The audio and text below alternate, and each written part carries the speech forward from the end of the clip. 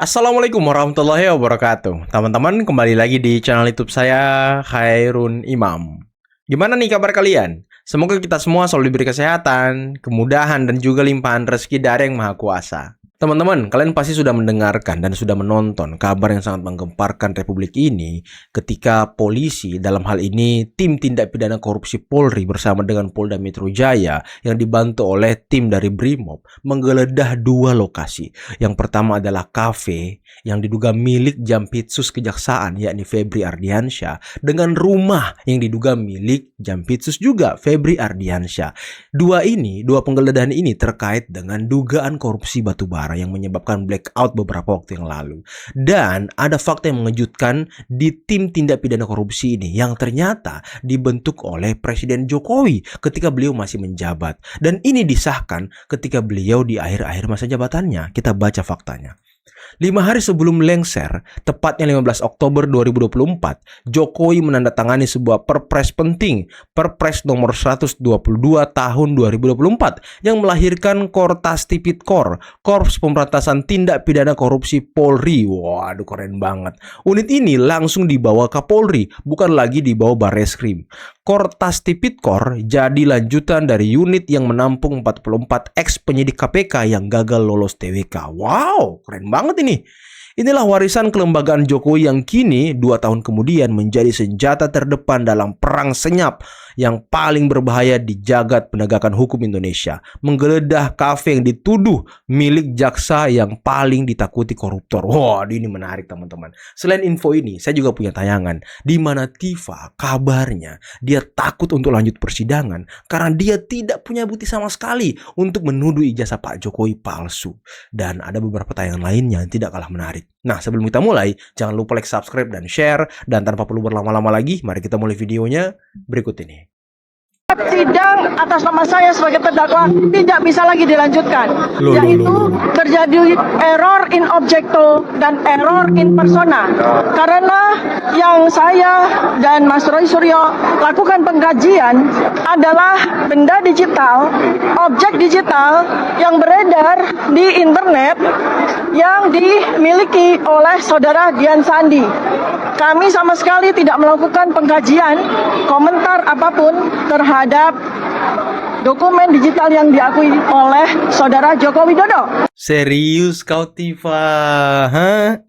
Serius kau, Tifa? Aduh, sekarang Dian Sandi yang dijadikan tameng kambing hitam, ya kan? Kok Dian Sandi?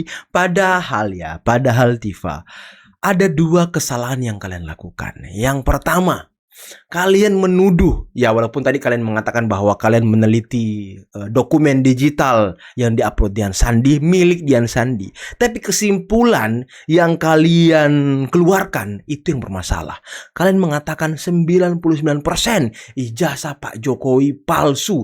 Ijazah Pak Jokowi, kalian menyebutkan ijazah Pak Jokowi. Kalau kalian menyebutkan seperti ini, 99,9% dokumen digital yang diupload Dian Sandi yang diduga milik Jokowi adalah palsu. Kalau kalimatnya seperti itu, pastilah Pak Jokowi tidak akan melaporkan kalian karena kalian mengakui itu dokumen Dian Sandi di awal. Tapi ini kalian mengakui itu dokumen Dian Sandi pas di persidangan. Aduh, udah Latifah, udah basi. Yang kedua, ini kesalahan kalian ya. Kalian pergi ke makam, ya kan? Kalian pergi ke tempat-tempat KKN Pak Jokowi. Kalian pergi ke UGM. Kalian pergi ke tempat-tempat di mana ya yang kalian tuduhkan itu ya tidak masuk akal. Kalian bilang skripsi Pak Jokowi itu palsu, keliru, salah. Makanya ijazahnya juga salah, keliru, palsu. Nah, itu sedikit gambaran bagi kalian ya. Jadi harap Anda lanjutkan persidangan dan Pak Jokowi nanti akan hadir untuk memperlihatkan seluruh ijazahnya. Kemarin kan Anda menentang Pak Jokowi, bukan menentang, tapi menantang Pak Jokowi untuk hadir di persidangan dan menunjukkan ijazahnya. Kenapa sekarang Pak Jokowi ketika dia mau hadir, kalian malah kabur? Aduh, jangan begitu. Enggak gitu cara mainnya, Tifa ya. Agar Bapak Joko Widodo dihukum. Keinginan kami sangat sederhana, terukur, dan konstitusional. Kami hanya menuntut satu hal. Majelis hakim yang kami muliakan, mari kita jernihkan pandangan kita dan riuh rendahnya dinamika sosial di luar sana. Kami melihat ada dikotomi yang keliru dalam memandang perkara ini. Dikotomi yang Di satu keliru. sisi para pendukung Joko Widodo kerap menuntut dengan keras agar terdakwa dijatuhi hukuman yang berat. Emang iya? Namun di sisi lain, kita bisa melihat terdakwa maupun para pendukungnya tidak pernah sekalipun menuntut agar Bapak Joko Widodo dihukum. Keinginan kami sangat sederhana, terukur dan konstitusional. Kami hanya menuntut satu hal, agar keabsahan sebuah ijazah dapat dibuktikan secara terang benderang di hadapan hukum dan pengadilan. Namun apa yang kita saksikan sepanjang proses peradilan ini sungguh sebuah ironi yang mendalam. Ruang pengadilan yang mulia ini ternyata sengaja atau tidak telah dipersempit ruang lingkupnya. Persidangan ini ditarik menjauh dari hulu masalahnya. Kita tidak sedang diajak untuk menguji kebenaran material dari ijazah yang menjadi pokok permasalahan. Melainkan kita terjebak dalam labirin penafsiran formalitas perihal pasal-pasal pencemaran nama baik dan fitnah. Wow. Katanya dia tidak pernah meminta Pak Jokowi untuk ditahan, untuk dipenjara. Dia hanya meminta Pak Jokowi membuktikan keabsahan ijazahnya. Tapi hampir setiap hari klien Anda dan juga yang si Roy Suryo itu menginjak-injak harkat dan martabat Pak Jokowi. Saya masih ingat ketika Tifa meneliti otak Jokowi katanya. Ketika Tifa, waduh, saya sih nggak sampai hati menyebutkannya teman-teman, karena ya memang kalimat-kalimat dia tuh sangat-sangat merendahkan Pak Jokowi. Jadi ya Anda jangan kabur dan lari dari persidangan ya. Jangan sampai Anda kabur, karena ya kami akan terus mengejar kalian sampai kalian mempertanggungjawabkan apa yang kalian lakukan. Jadi jangan kabur ya. Lihat dulu. Tapi soal Tifa dan Rosario ini gimana Rob? Itu dampak ke depannya gimana? Secara politik? Ini lagi-lagi secara politik ya, dengan adanya penegakan hukum, meskipun tentu masih jauh, Pak. Tapi paling tidak kan sejak di proses beberapa waktu lalu, tahun lalu ya kalau nggak salah, itu kan sudah ada progresnya, ya kan? Maka publik mungkin akan merasa, oh ternyata polisi, betapapun mereka mungkin punya catatan terhadap polisi, tetapi secara formal kan ada isu hukumnya, ada kasus hukumnya, makanya diproses kan. Dan itu akan membantu Pak Jokowi untuk menaikkan kembali persepsi positif. Betul. Apalagi kalau misalnya di pengadilan itu dibuka dia membuka bahwa ijazahnya betul-betul asli, makin naik lagi. dan Sebagai orang yang terzolimi selama ini. Iya. dan pengadilannya di syuting, Jadi ditayangin drama. free advertising bos. Di Indonesia Raya orang nonton Terus sidangnya kan. efeknya kalau Pak Jokowi makin paten, makin bagus, makin persepsi yang makin baik, apa? Siapa yang paling mendulang manfaat dari itu? Nah, sekarang PSI ini kan elektabilitasnya 1,7%. Artinya selama 1,5 tahun terakhir itu betul-betul struggling nih PSI. Dan memang aura elektoral, saya pernah ngomong di sini, harisma elektoral itu nggak bisa diwariskan sepanjang masih ada pemilik Utamanya. brandnya itu masih hidup. Itu yang menjelaskan kenapa Mas Ahaye juga tidak naik kan, karena masih ada Pak SBY. Mas Gibran kenapa tidak naik, karena ada Pak Jokowi. Nah, kalau misalnya Pak Jokowi berhasil memulihkan, menaikkan ya lebih tepatnya popularitasnya, kalau misalnya dia berhasil menunjukkan bahwa ijazahnya itu betul-betul asli di pengadilan dengan sorotan kamera dari sekian banyak media, ya tentu yang paling diuntungkan menurut saya PSI. Ya, PSI, karena itu akan hadir, akan membawa semua ijazah beliau SD, SMP dan SMA, ya. Karena ini adalah momen yang ditunggu. Saya pun berempat mata dengan beliau juga mengatakan itu. Karena apa? Ini adalah momen yang ditunggu oleh beliau untuk membuktikan kepada masyarakat Indonesia, ya, bahwa selama ini digoreng-goreng, bahwa selama ini di framing gitu oleh mereka ini, dia mempunyai ijazah asli, akan ditunjukkan kepada masyarakat Indonesia. Ya kira-kira itu kemudian sidang kelima.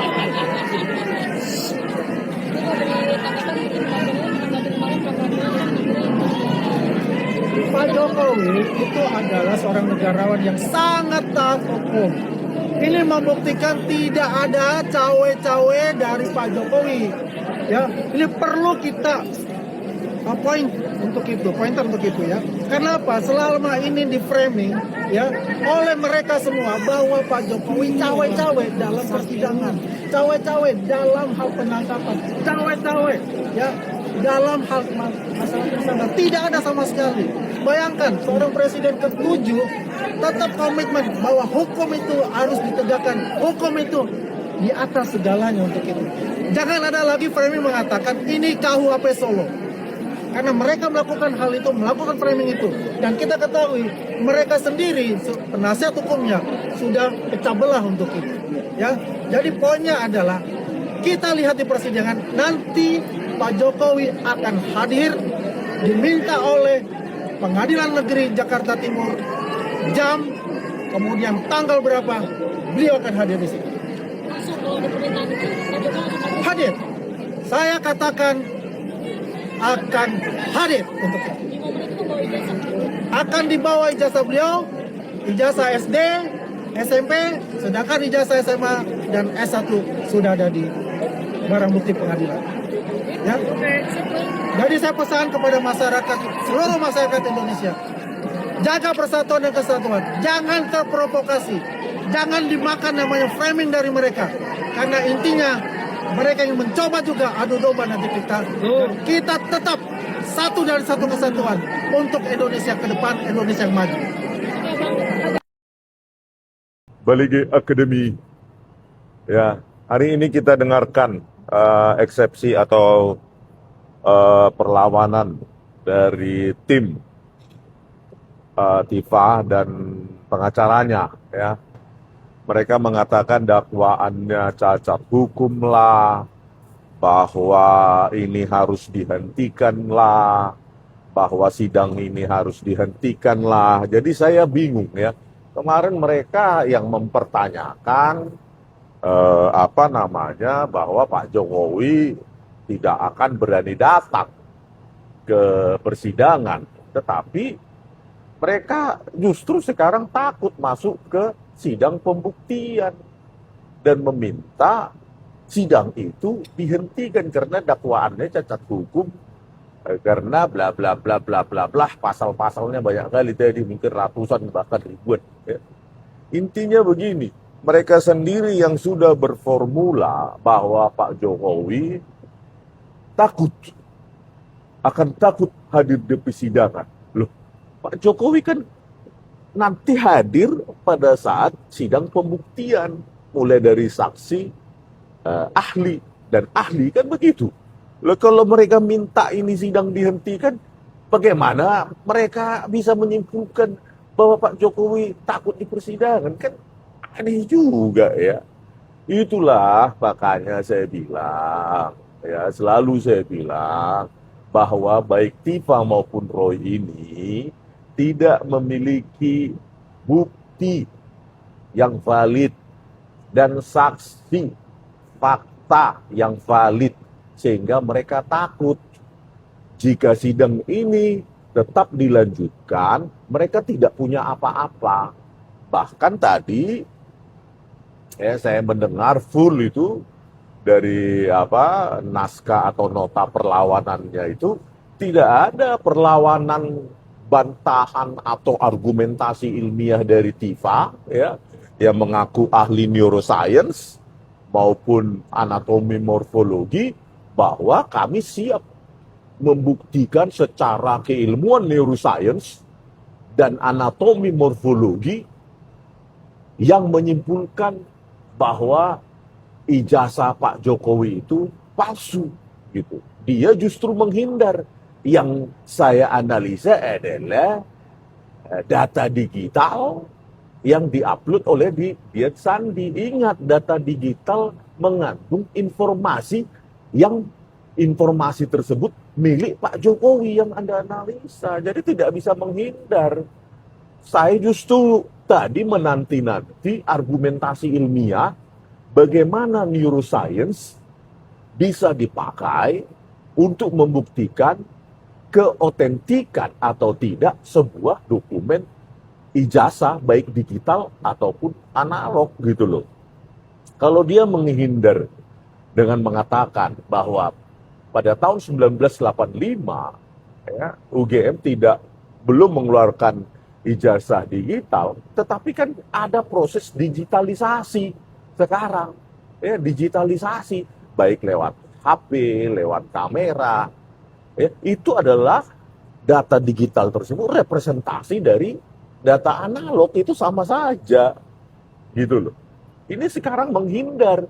Yang kami periksa adalah data digital dari Dian Sandi, bukan analog punyanya Pak Jokowi. Tetapi bagaimana mungkin Anda hanya memeriksa data digital dari Dian Sandi, tapi menyimpulkan ijazah Pak Jokowi itu palsu dengan neuroscience maupun anatomi morfologi. Jangan menghindar begitu. Makanya ketika saya BAP kemarin ya saya 3 hari tidak berturut-turut ya, kalau nggak salah Senin, Kamis, dan Senin. Itu semua pertanyaan saya jawab secara ilmiah dengan metodologi, terminologi ya, yang saya kuasai, yaitu digital image processing. Itulah pembelaan saya. Itu loh. Makanya saya tunggu-tunggu.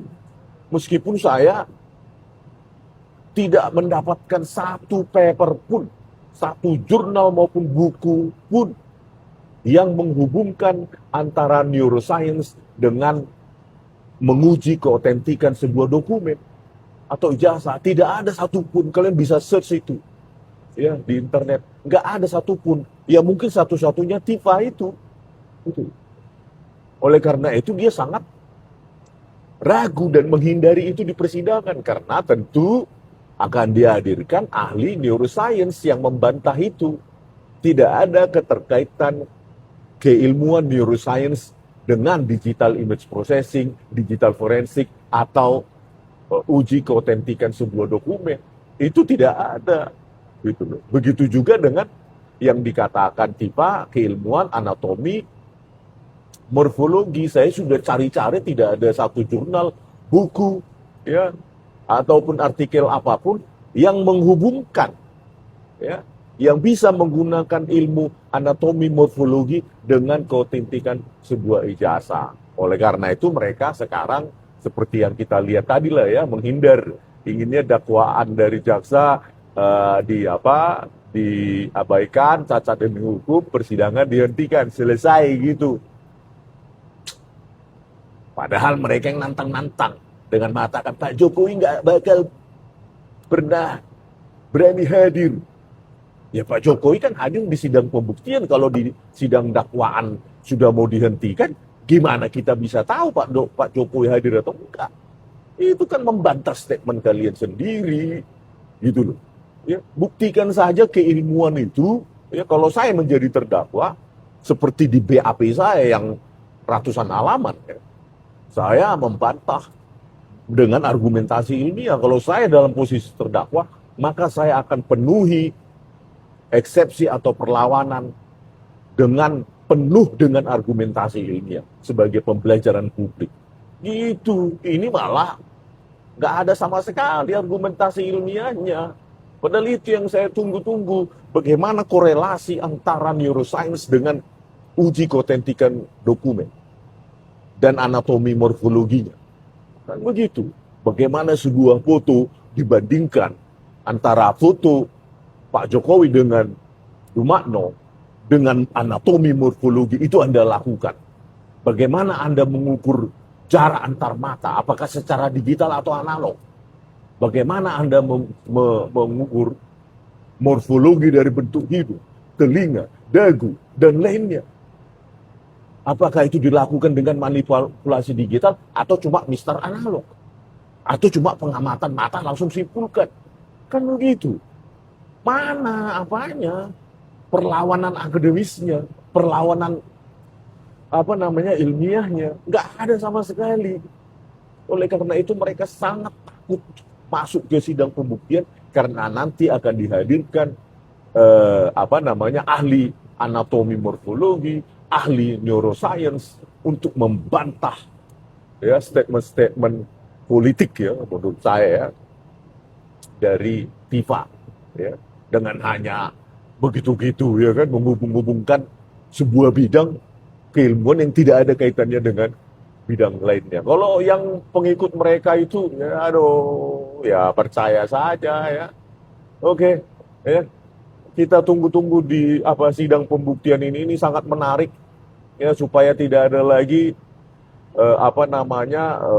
aktivitas politik yang dibalut seolah-olah penelitian ya untuk menghancurkan nama baik seseorang. Sampai jumpa di video kami selanjutnya. Horas. Oke teman-teman, itulah tadi beberapa video yang bisa kita simak, yang bisa kita saksikan pada kesempatan kali ini. Dan kemarin adalah sidang pembacaan eksepsi Tifa atau nota perlawanan Tifa terhadap dakwaan jaksa penuntut umum. Dan kalau kita dengarkan kemarin ya, Tifa meminta, beserta dengan kuasa hukumnya tentunya, meminta agar kasus ijazah Pak Jokowi atau kasus dugaan pencemaran nama baik yang sekarang bergulir di Pengadilan Negeri Jakarta Timur, mereka minta dihentikan. Waduh. Pak Jokowi sudah menguatkan, membulatkan tekad untuk hadir di persidangan, membawa seluruh ijazah beliau, SD, SMP, SMA, S1, ya walaupun yang 2 ini sudah disita. Dan walaupun kata Andi Aswan beliau akan hadir, dan tentunya kalau diundang, ya tapi saya pikir ya Pak Jokowi sudah, sudah mengikrarkan diri untuk segera diundang gitu, karena beliau ingin agar forum pengadilan ini menjadi forum yang terbuka untuk membuktikan dan memperlihatkan ijazah beliau. Kalau gerombolan pembenci Pak Jokowi selama ini mendesak-desak Pak Jokowi agar memperlihatkan ijazahnya di tempat umum, memperlihatkan ijazahnya dengan konferensi pers, ini kan tidak ada kekuatan hukum tetapnya. Ini hanya sia-sia. Mereka berpandangan seperti yang dilakukan oleh Pak Asrul Sani yang ketika memperlihatkan ijazahnya kepada wartawan dan konferensi pers. Yang terjadi apa? Orang-orang yang menuduh Pak Asrul Sani itu kemudian masih menghembuskan isu bahwa ijazah beliau diduga palsu. Tapi ya mereka tidak melihat itu. Mereka tidak melihat after Pak Asrul Sani memperlihatkan ijazahnya. Dan kalau Pak Jokowi memperlihatkan ijazahnya di tempat umum, di depan pers dan live, siapa yang bisa menguji ijazah itu asli atau palsu? Apakah Roy Suryo? Apakah yang lain? Tentu tidak. Dia tidak punya legal standing untuk menguji ijazah tersebut. Mereka tidak punya kemampuan, keahlian untuk menguji ijazah tersebut. Dia hanya pasti melihat dari kasat mata, melihat dari ELA dan lain sebagainya. Makanya forum pengadilan ini adalah forum yang akan digunakan Pak Jokowi untuk mendapatkan kekuatan hukum terkait dengan keabsahan ijazah beliau. Apakah itu asli atau palsu? Nah, ini yang beliau inginkan. Mengenai Tifa yang katanya ingin agar kasus ini dihentikan, udahlah. Hadapi semuanya dengan senyuman, Tifa. Hadapi semuanya dengan senyuman. Pertanggungjawaban perbuatan Anda selama ini. Itu yang kita inginkan. Dan Rismon lagi-lagi bernyanyi teman-teman. Waduh, ini emang Rismon sekarang kalau saya lihat ya lagi aktif-aktifnya ya kan. Waduh, lagi aktif-aktifnya. Dan mengenai korps tindak pidana korupsi yang dibentuk Pak Jokowi, wah ini gacor banget teman-teman, membuat gebrakan yang sangat luar biasa. Oke teman-teman, mungkin cukup sekian dulu video kali ini. Jangan lupa like, subscribe, dan share videonya. Saya Heri, bila taufiqul hidayah. Assalamualaikum warahmatullahi wabarakatuh. Bye-bye.